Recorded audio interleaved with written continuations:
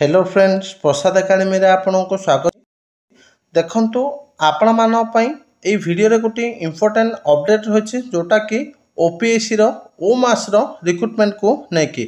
तो बहुत पिला पचारथिले कि सर ओ मास रो केते कोन वैकेंसी आसीबा ओ केबे वैकेंसी आसीबार संभावना रहिछि। तो मु आपण मानकू ए वीडियो रे ओ मास रो केते कोन वैकेंसी रहिछि सेटा कहि देबी, ता सहित को पोस्ट रो केते वैकेंसी अछि सेटा भी कहि देबी।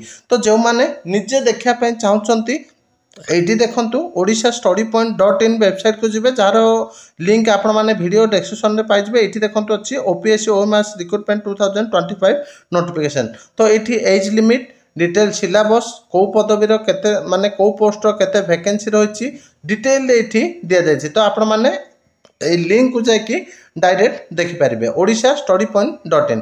तो एबे चलंतु हमें डिटेल रे देखि नबा केते कोन वैकेंसी रहिछि को पोस्ट जोटा कि ओ मास रो रिक्रुटमेंट को नहीं की।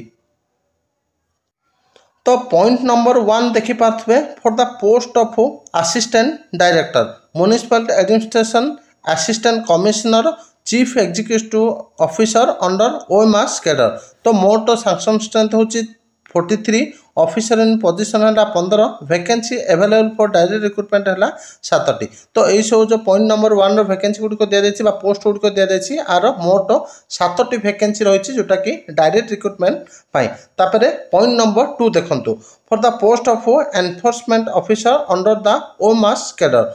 तो आर वैकेंसी किसी भी ना, सैंक्शन स्ट्रेंथ है 9टी, ऑफिसर इन पोजिशन 5, आउ जो 4टी पदवी रही है प्रमोशन रे फिलअप हम।